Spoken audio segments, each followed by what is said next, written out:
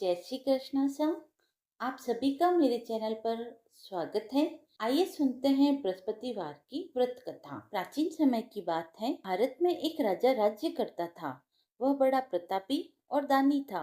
वह नित्य मंदिर में भगवत दर्शन करने जाता था। वह ब्राह्मण और गुरु की सेवा किया करता था। उसके द्वार से कोई भी याचक निराश होकर नहीं लौटता था। वह प्रत्येक गुरुवार को व्रत रखता तथा पूजन करता था। हर दिन गरीबों की सहायता करता था। परंतु यह सब उसकी रानी को अच्छा नहीं लगता था। वह न व्रत करती थी, न किसी को एक भी पैसा दान देती थी। वह राजा को भी ऐसा करने से मना किया करती थी। एक समय की बात है। राजा शिकार खेलने वन को चले गए। घर पर रानी और दासी थी। उस समय गुरु बृहस्पति देव साधु का रूप धारण कर राजा के दरवाजे पर भिक्षा मांगने आए। साधु ने रानी से भिक्षा मांगी तो वह कहने लगी, हे साधु महाराज, मैं इस दान पुण्य से तंग आ गई हूँ। इस कार्य के लिए मेरे पति देव ही बहुत हैं। अब आप ऐसी कृपा करें कि सारा धन नष्ट हो जाए और मैं आराम से रह सकूं। साधु रूपी बृहस्पति देव ने कहा, हे देवी, तुम बड़ी विचित्र हो। संतान और धन से कोई दुखी नहीं होता, इसको तो सभी चाहते हैं। पापी भी पुत्र और धन की इच्छा करता है। अगर तुम्हारे पास अधिक धन है तो भूखे मनुष्य को भोजन करवाओ, प्याऊ बनवाओ, ब्राह्मणों को दान दो, धर्मशालाएं बनवाओ, कुआं, तालाब, बावड़ी आदि का निर्माण कराओ तथा निर्धन की कन्याओं का विवाह करवाओ, साथ ही यज्ञ आदि करवाओ। इस प्रकार के कर्मों से तुम्हारे कुल का और तुम्हारा नाम परलोक में भी सार्थक होगा एवं तुम्हें भी स्वर्ग की प्राप्ति होगी। परंतु रानी साधु की इन बातों से खुश न हुई। उसने कहा, हे साधु महाराज, मुझे ऐसे धन की आवश्यकता नहीं जिसे मैं अन्य लोगों में दान देती फिरूं तथा जिसको रखने और संभालने में ही मेरा सारा समय नष्ट हो जाए। साधु ने कहा, हे देवी, यदि तुम्हारी ऐसी इच्छा है तो जैसा मैं कहता हूँ वैसा तुम करना। बृहस्पतिवार के दिन घर आंगन को गोबर से लीपना, अपने केस को पीली मिट्टी से धोना, केसों को धोते हुए स्नान करना, राजा से कहना कि वह हजामत करवाए, भोजन में मांस मदिरा खाना, कपड़े धोबी के यहाँ धुलने देना। इस प्रकार 7 बृहस्पतिवार करने से तुम्हारा सारा धन नष्ट हो जाएगा। यह कहकर साधु महाराज रूपी बृहस्पति देव अंतर्ध्यान हो गए। रानी ने साधु के कहे अनुसार 7 बृहस्पतिवार तक वैसा ही करने का विचार किया। साधु के बताए अनुसार कार्य करते हुए केवल 3 बृहस्पतिवार ही बीते थे कि उसकी समस्त धन संपत्ति नष्ट हो गई। भोजन के लिए दोनों समय परिवार तरसने लगा तथा सांसारिक भोगों से दुखी रहने लगा। तब राजा रानी से कहने लगा कि हे रानी, तुम यहाँ पर रहो, मैं दूसरे देश को जाता हूँ, क्योंकि यहाँ पर मुझे सभी मनुष्य जानते हैं, इसीलिए मैं यहाँ पर कोई कार्य नहीं कर सकता। मैं अब परदेश जा रहा हूँ, वहाँ कोई काम धंधा करूँगा, शायद हमारे भाग्य बदल जाएं। ऐसा कहकर राजा परदेश चला गया। वह वहाँ जंगल से लकड़ियाँ काट कर लाता और शहर में बेचता। इस तरह जीवन व्यतीत करने लगा। इधर राजा के बिना रानी और दासियाँ दुखी रहने लगी। किसी दिन भोजन मिलता तो किसी दिन जल पीकर ही रह जाती। एक समय रानी और दासी को 7 दिन तक बिना भोजन के व्यतीत करने पड़े। तो रानी ने अपनी दासी से कहा, हे दासी, यहाँ पास ही के नगर में मेरी बहन रहती है, वह बड़ी धनवान है। तुम उसके पास जा और वहाँ से 5 सेर बेजर मांग कर ले आ, जिससे कुछ समय के लिए गुजारा हो जाएगा। दासी रानी की बहन के पास गई। रानी की बहन उस समय पूजा कर रही थी। बृहस्पतिवार का दिन था। दासी ने रानी की बहन से कहा, हे रानी, मुझे आपकी बहन ने भेजा है, मुझे 5 सेर बेजर दे दो। दासी ने यह बात अनेकों बार कही, परंतु रानी की बहन ने कोई उत्तर नहीं दिया, क्योंकि वह उस समय बृहस्पतिवार की कथा सुन रही थी। जब दासी को रानी की बहन ने कोई उत्तर नहीं दिया तो वह बहुत दुखी हुई। उसे क्रोध भी आया और वह लौटकर रानी से बोली, हे रानी, आपकी बहन तो बहुत घमंडी है। वह छोटे लोगों से बात भी नहीं करती। मैंने उससे कहा तो उसने मुझे कोई उत्तर भी नहीं दिया। मैं वापस चली आई। रानी बोली, हे दासी, इसमें उसका कोई दोष नहीं है।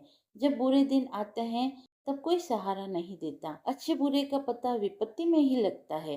जो ईश्वर की इच्छा होगी वही होगा। यह सब हमारे भाग्य का दोष है। उधर रानी की बहन ने सोचा कि मेरी बहन की दासी आई थी, परंतु मैं उससे नहीं बोली, इससे वह बहुत दुखी हुई होगी।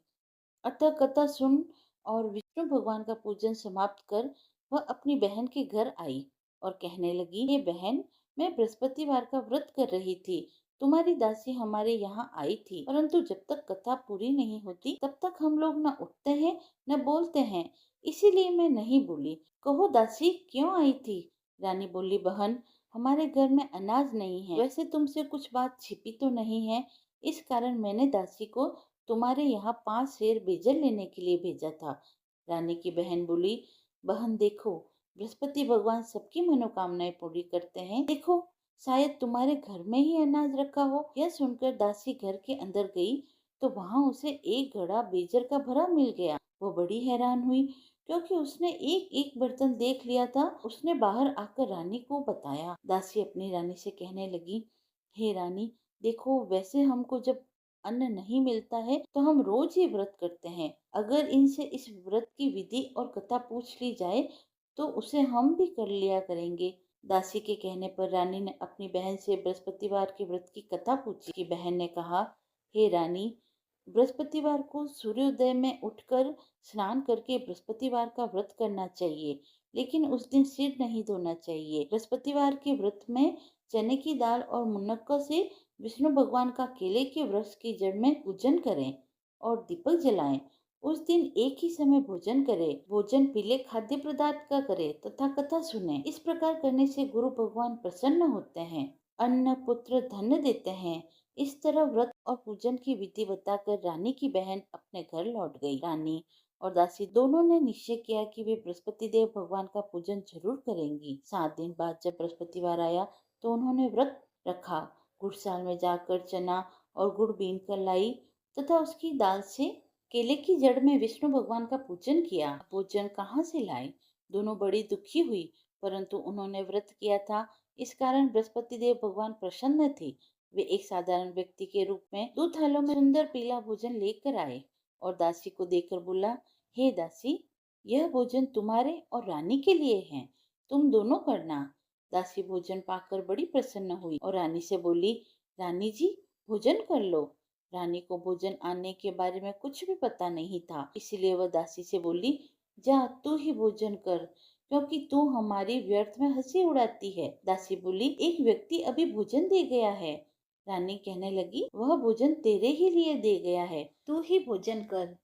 दासी ने कहा, वह व्यक्ति हम दोनों के लिए 2 थालों में भोजन दे गया है, इसीलिए मैं और आप दोनों ही साथ साथ भोजन करेंगी। उन्होंने गुरु भगवान को नमस्कार कर भोजन प्रारंभ किया।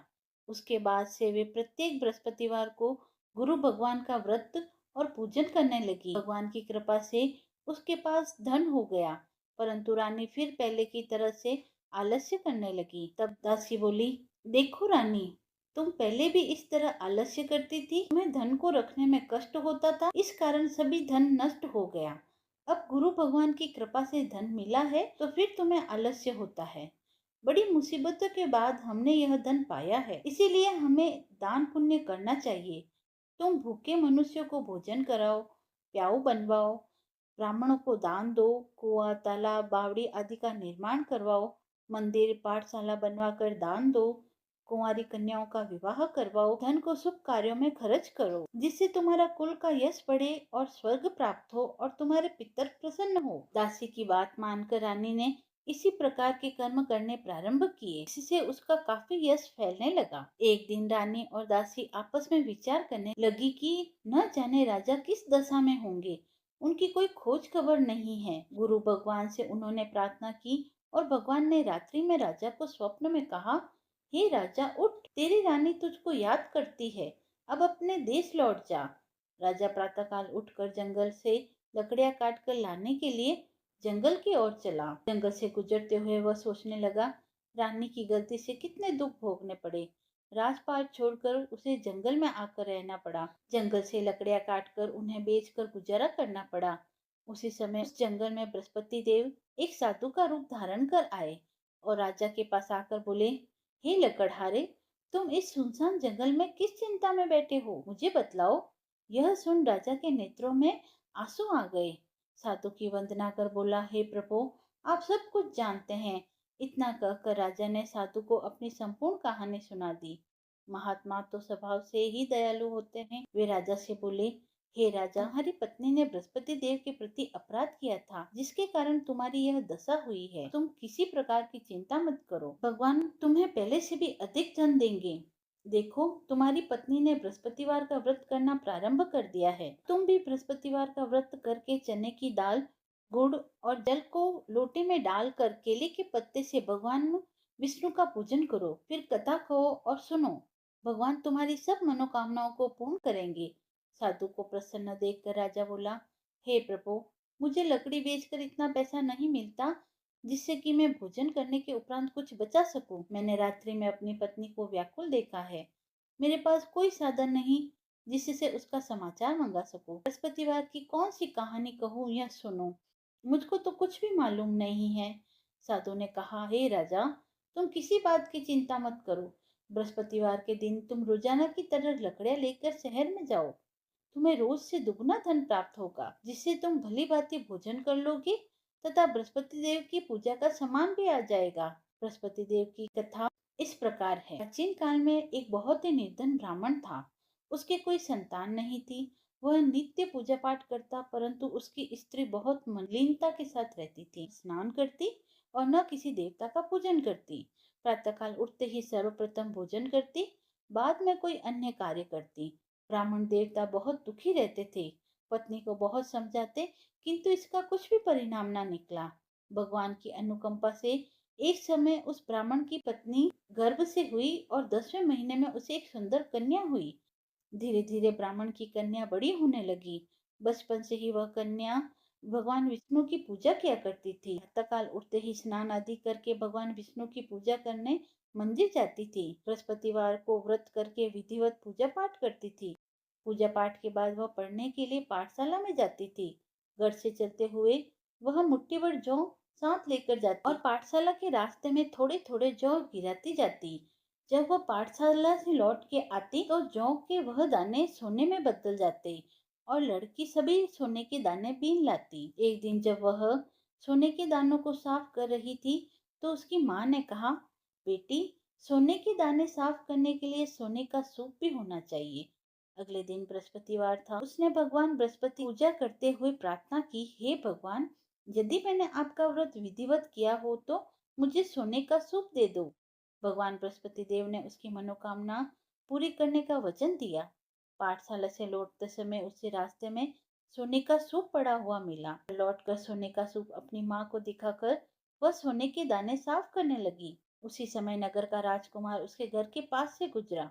उस सुंदर लड़की को सोने के सूप में जौ के दाने साफ करते देख राजकुमार उस पर मोहित हो गया। महल में लौटकर राजकुमार ने राजा से उस लड़की से विवाह करने की इच्छा प्रकट की। तो राजा ने ब्राह्मण को महल में बुलवाकर राजकुमार से उसकी लड़की विवाह करवा दिया। दुल्हन बनकर ब्राह्मण की लड़की महलों में चली गई। लड़की के चले जाने से ब्राह्मण फिर निर्धन हो गया। उसे कई कई दिन तक भोजन नहीं मिलता था। बहुत दुखी होकर ब्राह्मण एक दिन अपनी लड़की के पास गया। अपने पिता से निर्धनता का समाचार सुनकर उसे बहुत सा धन देकर उसने अपने पिता को विदा किया। उस धन से ब्राह्मण के कुछ दिन तो आराम से गुजरे, लेकिन जल्द ही फिर भूखे मरने की हालत हो गई। ब्राह्मण अपनी लड़की से धन लेने के लिए फिर महल पहुंचा। लड़की ने पिता की बुरी हालत देखकर कहा, पिताजी, आखिर आप कब तक मुझसे धन लेकर जीवन यापन करेंगे? आप कोई ऐसा उपाय क्यों नहीं करते जिससे आपका घर धन संपत्ति से बढ़ जाए? ब्राह्मण ने कहा, मैंने तेरी माँ को बहुत समझाया, पर उसकी समझ में कुछ नहीं आता। उसका फूहड़पन नष्ट हो तो घर की निर्धनता भी दूर हो जाए। तब कुछ सोचकर लड़की ने पिताजी से कहा, पिताजी, आप कुछ दिनों के लिए माँ को मेरे पास छोड़ जाओ। तब कुछ सोचकर ब्राह्मण पत्नी को लड़की के पास महल में छोड़ आया। लड़की ने अपनी माँ से कहा, माँ, तुम कल प्रातः उठकर स्नान आदि करके भगवान बृहस्पति देव की पूजा करना। पूजा करने से तुम्हारी निर्धनता अवश्य दूर हो जाएगी। लेकिन उसकी माँ ने उसकी कोई बात न मानी। तब क्रोधित होकर लड़की ने अपनी माँ को एक कक्ष में बंद कर दिया। सूर्योदय के समय माँ को उठाकर जबरदस्ती उसे स्नान कराया। फिर मंदिर में ले जाकर भगवान बृहस्पति देव की पूजा कराई। कुछ दिनों तक ऐसा करने से माँ की बुद्धि में परिवर्तन हुआ और वह स्वयं बृहस्पतिवार का व्रत रखने लगी। उसके व्रत रखने से ब्राह्मण के घर में भगवान विष्णु की अनुकंपा से धन की वर्षा होने लगी। दोनों पति पत्नी धन संपत्ति पाकर आनंद पूर्वक जीवन यापन करते हुए विष्णु धाम को चले गए। लकड़हारा बने राजा ने उन साधु से भगवान बृहस्पति देव की यह कथा सुनकर बृहस्पतिवार का व्रत करके भगवान विष्णु की पूजा की। उस दिन से उसके सभी क्लेश दूर हो गए। लेकिन अगले बृहस्पतिवार को कामकाज में अधिक व्यस्त रहने के कारण उसने भगवान बृहस्पति देव का व्रत नहीं किया।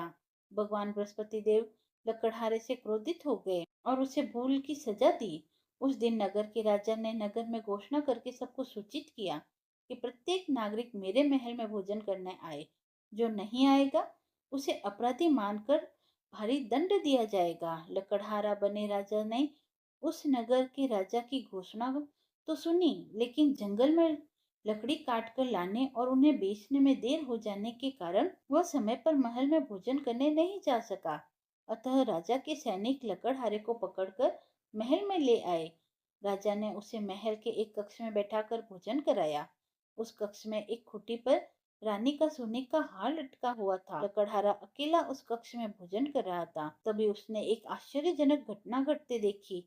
देखते ही देखते वह खुटी हार को निगल गई। थोड़ी देर बाद राजा ने हार को गायब देखा तो लकड़हारे को कारावास में डलवा दिया।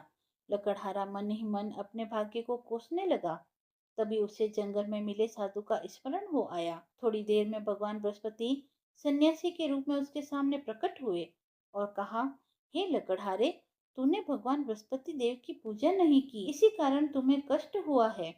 लेकिन अब चिंता मत कर, बृहस्पतिवार के दिन कारागार के दरवाजे पर तुझे कुछ पैसे पड़े मिलेंगे। उन पैसों से भगवान बृहस्पति देव का व्रत करके उनकी पूजा करोगे तो तुम्हारे सब दुख नष्ट हो जाएंगे। बृहस्पतिवार के दिन दरवाजे पर पड़े मिले पैसों से चने और गुड़ को मंगवाकर लकड़हारे ने बृहस्पतिवार की कथा कही। तो भगवान बृहस्पति देव ने प्रसन्न होकर उस नगर के राजा को स्वप्न में लकड़हारे को कारागार से मुक्त करने को कहा। सुबह राजा ने अपने कक्ष में आकर देखा तो खूंटी पर रानी का हार टंगा हुआ था। राजा ने लकड़हारे को मुक्त कर दिया और उसे धन और आभूषण देकर विदा किया। लकड़हारा बना राजा उस नगर से चलकर अपने नगर में पहुंचा तो उसे नगर में कुएं, धर्मशाला, बाग बगीचे देखकर बहुत प्रसन्नता हुई। राजा ने किसी से पूछा, ये कुएं और धर्मशाला किसने बनवाई है? सबने उसे बताया कि ये सब रानी और उसकी दासी ने बनवाई है। राजा महल में पहुंचा तो रानी ने उसका भव्य स्वागत किया। तब राजा ने निश्चय किया कि सप्ताह में एक दिन तो सभी बृहस्पति देव का व्रत एवं पूजन करते हैं, परंतु मैं प्रतिदिन व्रत किया करूंगा और दिन में 3 बार कथा कहा करूंगा। अब राजा हर समय दुसाले में चने की दाल बांधे रहता तथा दिन में 3 बार बृहस्पति देव की कथा कहता। कुछ दिनों के बाद राजा को अपनी बहन की याद आई। एक दिन घोड़े पर सवार होकर राजा अपनी बहन से मिलने चला गया। अभी राजा नगर के बाहर पहुंचा ही था कि उसने कुछ लोगों को एक शव को ले जाते हुए देखा। राजा को स्मरण हुआ कि आज उसने किसी को बृहस्पतिवार की कथा नहीं कही। राजा ने उन लोगों को रोककर कहा, भाइयों, आप शव को ले जाने से पहले मुझसे बृहस्पतिवार की कथा सुन लें, बड़ी कृपा होगी। लोगों ने राजा पर क्रोधित होते हुए कहा, तुम पागल तो नहीं हो? लेकिन कुछ बड़े बूढ़े लोगों ने कहा, अच्छा भाई, साथ में चलते चलते तुम अपनी कथा भी सुना लो। राजा ने चलते हुए आधी कथा ही सुनाई थी कि सब हिलने लगा। राजा की पूरी कथा सुनाते ही सब कर बैठ गया। लोगों ने हैरानी से दांतों तले उंगलियां दबा ली और अगले बृहस्पतिवार से भगवान बृहस्पति देव का व्रत करने तथा कथा सुनने का निश्चय किया। अब घोड़े पर सवार राजा चलते हुए एक किसान के पास पहुंचा। किसान अपने खेत में हल चला रहा था। राजा ने कहा, अरे भाई, मुझसे बृहस्पतिवार की कथा सुन लो। किसान झुंझला कर बोला, अरे भाई, देख नहीं रहे, जितनी देर तक तुम्हारी कथा सुनूंगा उतनी देर में तो मैं खेत में हल चला लूंगा। राजा निराश होकर चलने लगा। तभी किसान के बैल लड़खड़ाकर जमीन पर गिरे और किसान के पेट में जोर से दर्द होने लगा। उस किसान की पत्नी जब खाना लेकर आई तो उसने किसान से इस बारे में पूछा। किसान ने घुड़सवार की पूरी कहानी सुनाई। किसान की पत्नी दौड़ती हुई राजा के पास पहुंचकर हाथ जोड़कर बोली, भैया, मैं तुम्हारी कथा सुनने को तैयार हूँ। राजा ने उसके साथ खेत पर पहुंच बृहस्पतिवार की कथा सुनाई। तभी बैल उठकर खड़े हो गए और किसान के पेट का दर्द भी तुरंत ठीक हो गया। राजा अपनी बहन के घर पहुंचा। तो उसकी बहुत आवभगत हुई। अगले दिन सुबह उठकर राजा ने देखा घर के सभी लोग भोजन कर रहे हैं। किसी भूखे को बृहस्पतिवार की कथा सुनाए बिना राजा भोजन नहीं करता था। उसने बहन से कहा, बहन क्या घर में कोई ऐसा व्यक्ति है जिसने अभी तक भोजन न किया हो? उसकी बहन बोली, भैया हमारे घर में तो क्या, आपको पूरे नगर में कोई ऐसा व्यक्ति नहीं मिलेगा जिसने अभी भोजन न किया हो। तब राजा ने बहन के घर से निकलकर उस नगर में बिना भोजन किए व्यक्ति की तलाश की। एक गडरिये के घर में उसका बेटा बीमार होने के कारण भूखा रह गया था। राजा ने उसको जाकर बृहस्पतिवार की कथा सुनाई। कथा सुनते सुनते गडरिये का बीमार बेटा बिल्कुल ठीक हो गया। सबने राजा की बहुत प्रशंसा की। एक दिन राजा ने अपनी बहन से कहा, बहन हम अपने घर जाना चाहते हैं, तुम भी हमारे साथ चलो, कुछ दिन वहां रह कर लौट आना। राजा की बहन ने अपनी सास से पूछा तो सास ने ताना देते हुए कहा, बहू मायके जाना हो तो अकेले जाना, मेरे पोतों को नहीं ले जाना, तुम्हारे भाई के कोई संतान नहीं है, कहीं तुम्हारी भाभी मेरे पोतों पर कोई जादू टोना न कर दे। दूसरे कक्ष में बहन की सास की बातें सुनकर राजा दुखी मन से अकेले ही अपने नगर को लौट आया। रानी ने राजा से कहा, आप तो अपनी बहन को लाने की बात कह रहे थे, फिर बहन को साथ क्यों नहीं लाए? तब राजा ने दुखी होकर कहा, रानी हम निसंतान हैं, इसलिए कोई हमारे घर आना पसंद नहीं करता। रानी ने राजा को समझाया, हे प्राणनाथ, हमें बृहस्पति देव ने सब कुछ दिया है, अब भगवान बृहस्पति देव हमें संतान भी अवश्य देंगे। बृहस्पतिवार को विधिवत व्रत करते हुए राजा रानी ने भगवान बृहस्पति देव से संतान के लिए प्रार्थना की। कुछ दिनों के बाद उन्होंने स्वप्न में दर्शन दिए और कहा, हे राजन, तेरी मनोकामना अवश्य पूर्ण होगी। एक सप्ताह बाद ही रानी गर्भवती हो गई। 10वें महीने रानी ने एक सुंदर पुत्र को जन्म दिया। राजा रानी जीवन पर्यंत बृहस्पतिवार का व्रत करते रहे। उनके घर में धन की वर्षा होती रही। इस तरह आनंद पूर्वक जीवन यापन करते हुए राजा रानी भगवान बृहस्पति देव की अनुकंपा से मोक्ष को प्राप्त कर सीधे वैकुंठ धाम को पहुंच गए। बृहस्पतिवार विधिवत व्रत करके जो स्त्री पुरुष भगवान विष्णु जी की पूजा करते हैं, भगवान उनकी सभी मनोकामनाओं को पूर्ण करते हैं। बृहस्पतिवार व्रत कथा समाप्त हुई। यदि आपको वीडियो पसंद आया हो तो आप मेरे चैनल को लाइक, शेयर एंड सब्सक्राइब करें। धन्यवाद।